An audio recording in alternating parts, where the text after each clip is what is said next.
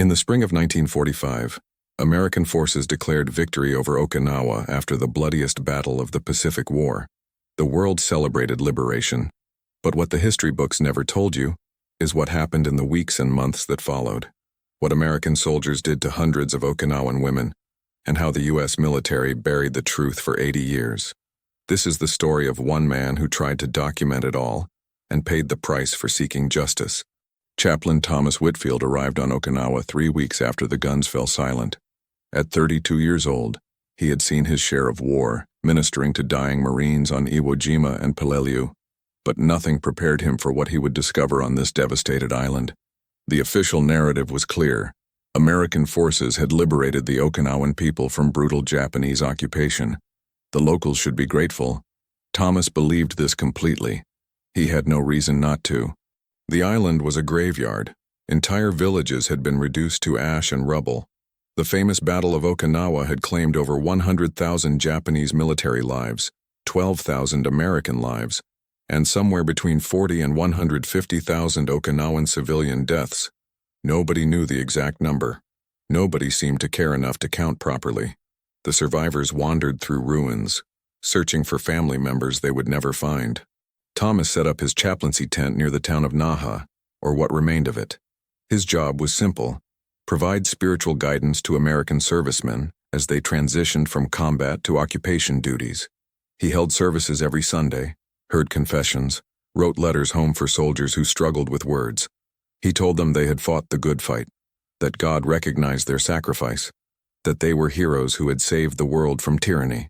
But 3 months into his posting, something happened that shattered his certainty. A young Okinawan woman approached his tent at dusk.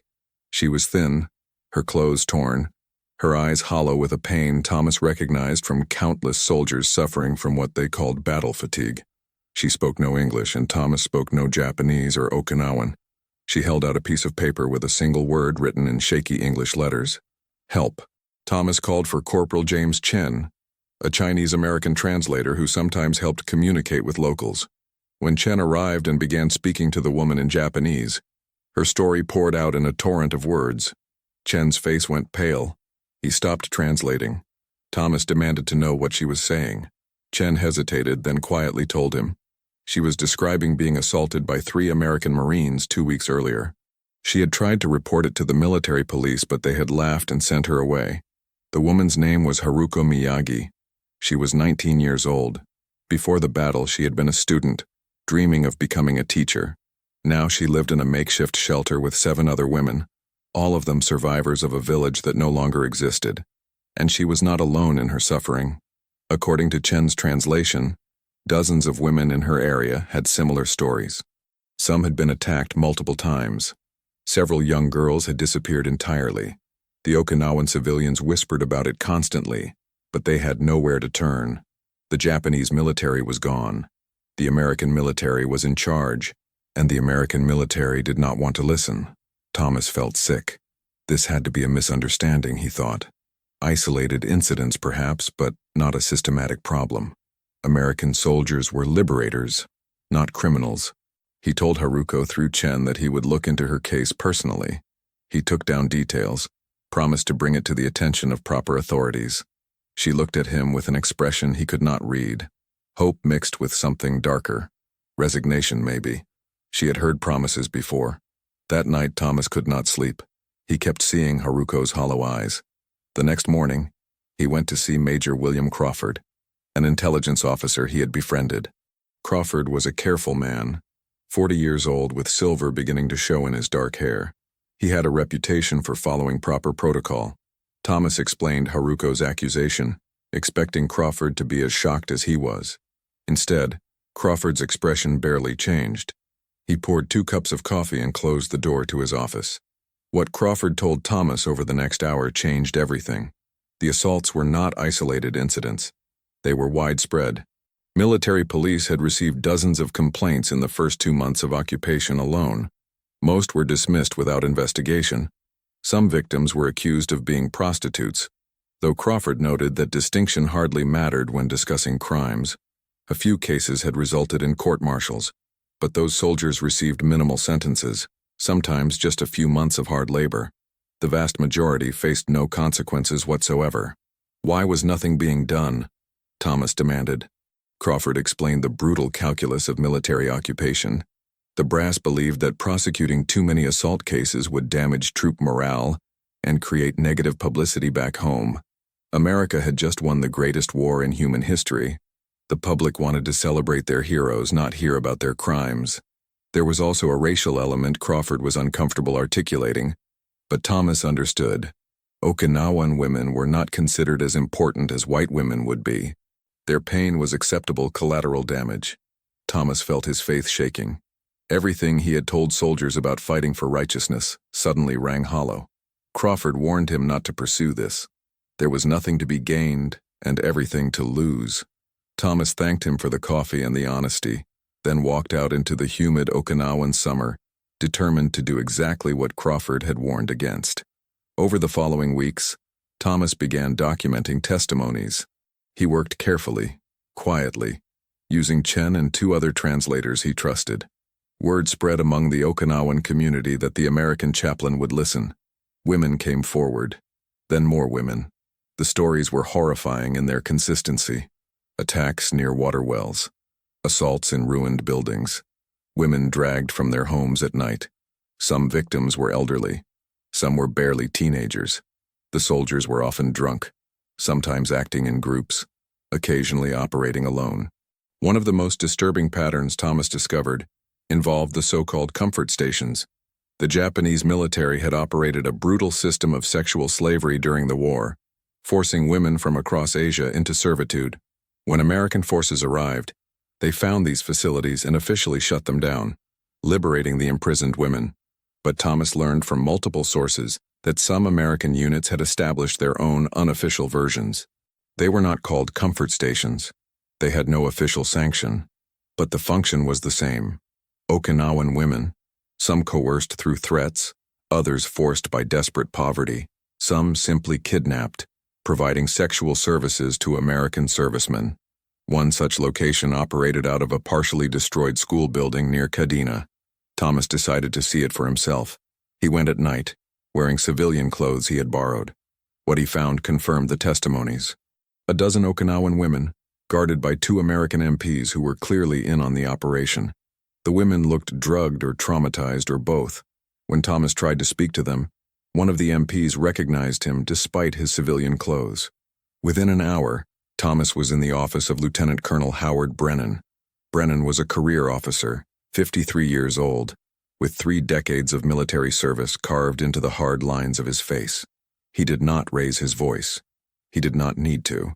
He explained to Thomas that he had overstepped his authority in a dangerous way. Chaplains were meant to provide spiritual comfort, not investigate military operations. The facility Thomas had stumbled upon was a medical quarantine station for women suspected of carrying venereal diseases. Thomas was interfering with public health protocols. If he continued this reckless behavior, he would be court-martialed for insubordination and shipped back to the States in disgrace. Thomas knew this was a lie. The women were not receiving medical treatment, they were being exploited. But Brennan held all the power. Thomas asked if the colonel was truly comfortable with what was happening. Brennan's expression did not change. He said that war was hell, that young men far from home needed outlets, that maintaining discipline among hundreds of thousands of combat veterans was more complicated than a chaplain could understand. Then he dismissed Thomas with a warning. Drop this crusade or face the consequences. Thomas did not drop it. Instead, he became more careful. He stopped visiting sites personally. He conducted interviews in secret locations. He started encrypting his notes using a simple code, and he expanded his documentation project to include not just assault cases, but also the systematic cover-up by military authorities. He recorded names, dates, locations, details of investigations that were never conducted, evidence that disappeared, witnesses who were intimidated into silence. During this time, Thomas was approached by Sergeant Eddie Morrison. Morrison was 24, a Marine from Tennessee who had fought through the entire Okinawa campaign. He had a haunted look that Thomas had seen in countless soldiers. Morrison came to confession, but did not confess in the traditional sense. Instead, he told Thomas he had witnessed multiple assaults by men in his unit. He had done nothing to stop them. He was not sure if his silence made him complicit. He could not sleep anymore. The screams followed him. Thomas asked if Morrison would be willing to provide testimony. Morrison was terrified. If his unit found out he had talked, they would kill him. That was not an exaggeration. A private who had threatened to report an assault had fallen off a cliff under suspicious circumstances. The official report called it an accident. Everyone knew better. But Morrison's conscience was destroying him. After several conversations, he agreed to provide a written statement, with the understanding that his name would be kept confidential unless and until it was safe to reveal it. Morrison's testimony was valuable because it came from inside the perpetrating units. He described how assaults were planned, how men covered for each other, how officers looked the other way, how the entire system enabled abuse. He also provided specific details about disappeared women. Some had been killed, their bodies dumped in the ocean or buried in unmarked graves. This was not official policy, Morrison stressed. These were individual acts of violence. But the military's refusal to investigate created an environment where such acts became possible. Through Morrison, Thomas learned about other soldiers struggling with their conscience. A few agreed to meet with Thomas secretly. Most were too afraid. But slowly, Thomas built a record that included not just victim testimonies, but also perpetrator admissions. He knew this documentation was dangerous. If discovered, it would destroy him. But he had to believe it would matter eventually, that truth would prevail, that justice was still possible. Meanwhile, Haruko Miyagi had become Thomas's primary liaison with the Okinawan community. Her English improved rapidly, and she possessed a fierce determination to ensure the stories were recorded properly. She introduced Thomas to Yuki Shimabukuro, an elderly woman who had survived the battle by hiding in a cave for 6 weeks. Yuki had been a community leader before the war. Now she was trying to hold together what remained of her village. She was also keeping her own records of the missing and the dead. Yuki told Thomas about the immediate aftermath of the battle, when American forces were still in full combat mode. Those first days and weeks had been the worst, she said. Soldiers high on adrenaline and rage, unable to distinguish between enemy combatants and civilian survivors. Women had been assaulted in caves where they were hiding. Some had been shot when they tried to resist. Yuki herself had witnessed a young mother being attacked while her children watched. When Yuki tried to intervene, she was struck with a rifle butt. She still had the scar above her left eye. Yuki's testimony was important because she represented the older generation, the traditional authority structures of Okinawan society. These were not just isolated victims making unverified claims. This was a systematic pattern recognized and documented by community leaders. Yuki had tried to bring concerns to American authorities in those early weeks. She had been ignored, then warned not to spread rumors that could incite unrest. When she persisted, military police had threatened to arrest her for sedition. She stopped making official complaints but never stopped documenting the truth. By the end of 1945, Thomas had collected over 200 individual testimonies. They filled 3 notebooks that he kept hidden in a waterproof container buried beneath his tent. He knew he could not keep this secret forever. Eventually, he would need to bring this evidence to someone who could act on it. But who? The military chain of command had made clear they would not pursue justice. Journalists were heavily censored and embedded with military units. The Okinawan civilian government had no power to investigate occupying forces. Thomas decided to reach out to religious organizations back in the United States. He wrote carefully worded letters to the National Council of Churches and several denominational headquarters, describing the situation in general terms and asking for guidance. He posted these letters through civilian mail channels, hoping they would avoid military censors. He waited for responses that might never come. While waiting, Thomas continued his documentation work. He met with a young woman named Sachiko, who had been 17 when American forces arrived. She described being locked in a room with 2 other girls for 5 days, repeatedly assaulted by different soldiers. When they were finally released, one of the girls was pregnant. She later died from an attempted abortion performed with no medical training. Sachiko survived, but her family disowned her, believing she had shamed them. She now lived alone, doing laundry for American servicemen, invisible among the crowds of displaced Okinawans trying to survive. Another testimony came from a man named Takeshi, who had been 15 during the battle. His 2 older sisters had disappeared shortly after the shooting stopped. He had seen them being led away by 3 American soldiers, who claimed they were taking the girls to a safety camp. The sisters never arrived at any camp. Takeshi had searched everywhere. When he reported them missing, the military police told him they had probably run away or been killed during the battle. But Takeshi had seen them with his own eyes, alive and being taken by American servicemen. He knew what happened to them. He just could not prove it. The testimonies went on and on. Each one represented a shattered life, a destroyed family, a justice denied. Thomas filled a 4th notebook, then started a 5th. He knew he was documenting one of the great unpunished crimes of the war. He also knew that documentation alone was not enough. Without action, these notebooks were just ink and paper. The dead would remain dead. The traumatized would remain broken. The perpetrators would return home as heroes. The truth would be buried under the official narrative of American righteousness and Japanese barbarity. In January of 1946, Thomas received responses to his letters. They were not what he had hoped for. The religious organizations expressed concern but said they had no jurisdiction over military matters. They suggested he work through proper military channels. Some responses implied that Thomas might be exaggerating or misunderstanding cultural differences. One letter suggested that Okinawan women might be making false claims to extract money from Americans. Thomas realized he was on his own. Around this time, Major William Crawford requested a private meeting. Crawford looked older, more tired. He told Thomas that Lieutenant Colonel Brennan knew about the testimony collection. Someone had talked. Brennan was building a case to have Thomas arrested for espionage, on the grounds that he was collecting sensitive information about military operations without authorization. The charge was absurd, but technically viable. Crawford had managed to delay the arrest order, but he could not stop it indefinitely. Thomas had maybe 2 weeks before military police came for him and his notebooks. Crawford made an offer. He had access to a supply ship leaving for California in 10 days. He could get Thomas on that ship, along with his documentation. Once stateside, Thomas could bring the evidence to civilian authorities, to the press, to Congress. It would be harder for the military to silence him there, but Thomas would need to go AWOL, effectively ending his military career and possibly facing court-martial charges upon return. It was not a good option. It was just the only option. Thomas had 48 hours to decide. He spent those hours talking to Haruko and Yuki. Did they want him to take this evidence back to America? Or should he stay and continue the work here? Haruko was clear. The evidence needed to get off the island.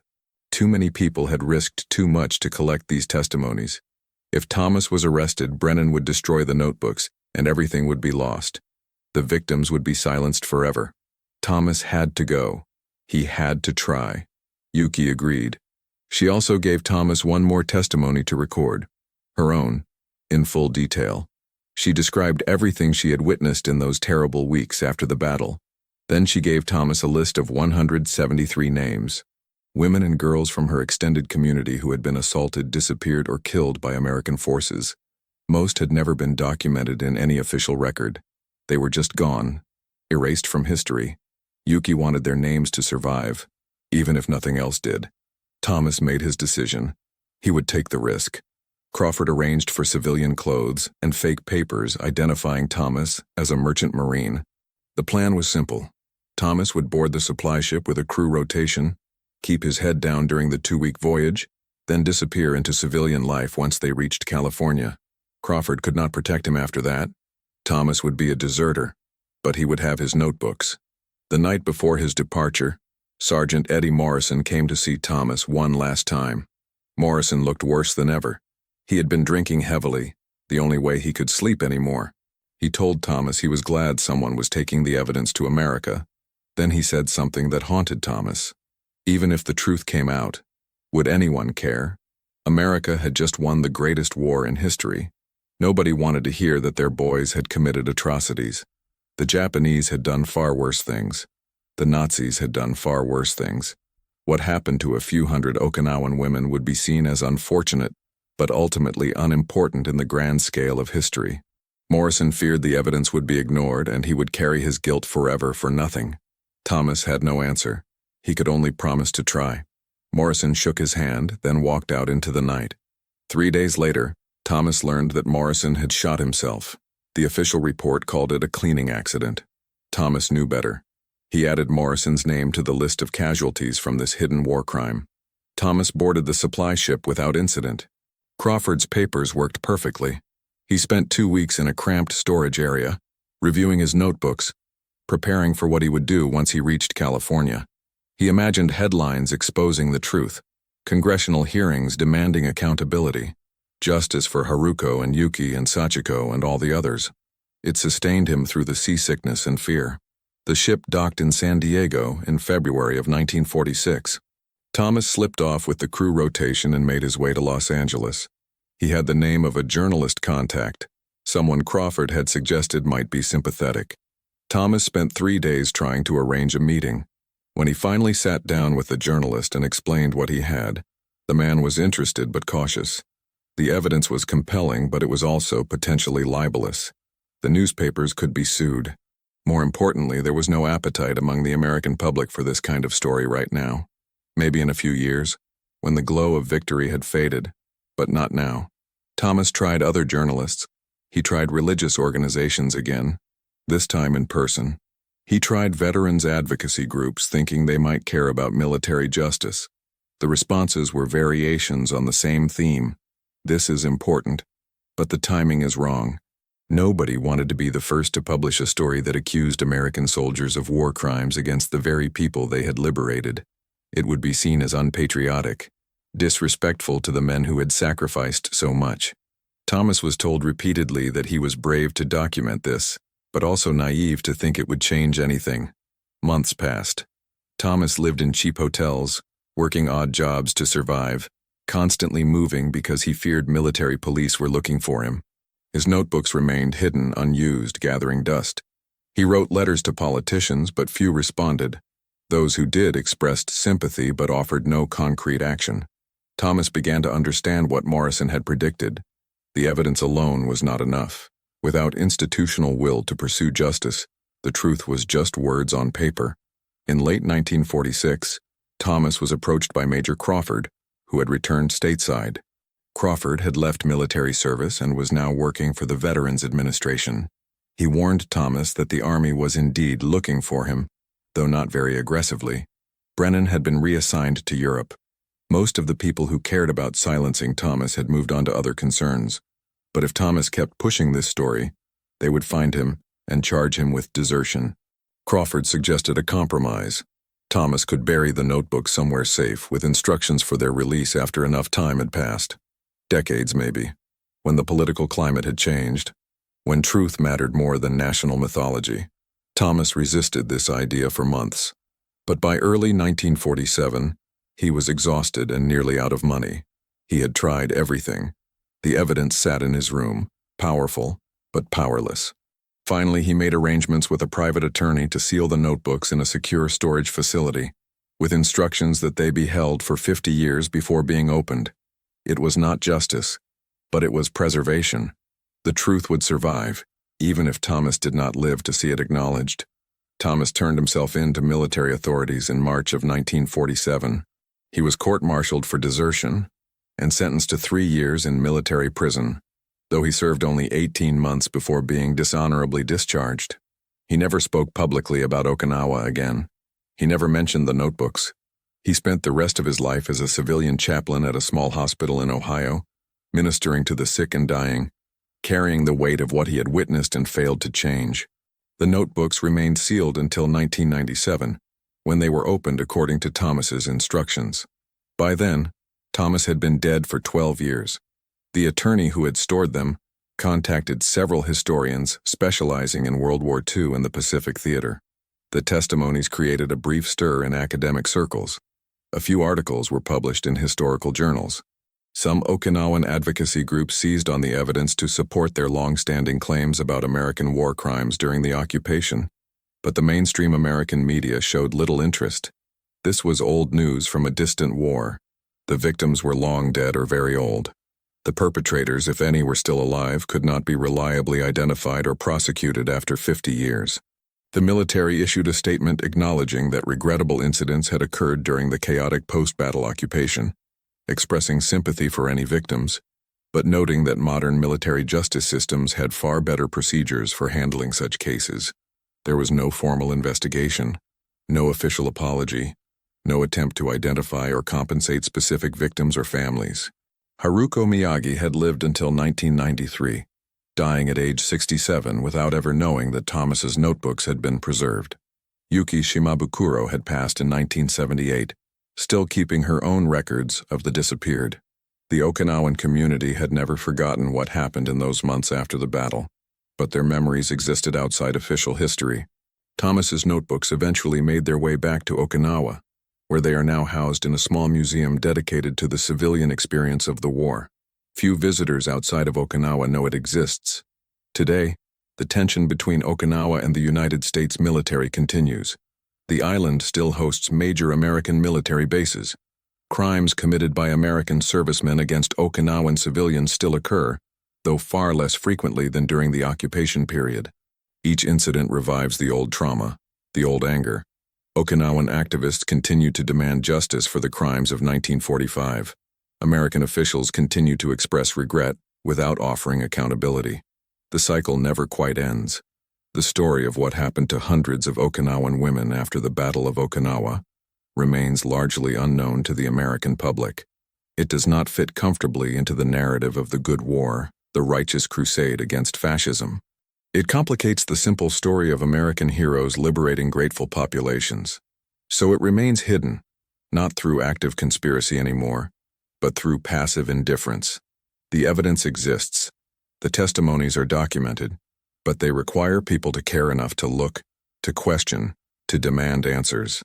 Thomas Whitfield believed that truth mattered, that justice was possible, that documenting the evidence would eventually lead to accountability. He was wrong about the timeline. He died believing he had failed, but the notebooks survived, the names survived, the stories survived, and as long as they survive, the possibility of recognition remains. Not justice, perhaps. That ship has sailed, but recognition, acknowledgement, a place in the historical record that says, this happened, these women suffered, their pain was real, and it mattered. This is the war crime the United States denied for 80 years. The truth that Chaplain Thomas Whitfield risked everything to preserve. The stories of Haruko and Yuki and Sachiko, and 170 others whose names deserve to be remembered. History is written by the victors, but the truth belongs to the victims, and their truth can no longer be silenced. If this story moved you, please subscribe to this channel to support more hidden histories that deserve to be told. Leave a comment sharing your thoughts, and hit the like button to help spread awareness about these forgotten voices of history.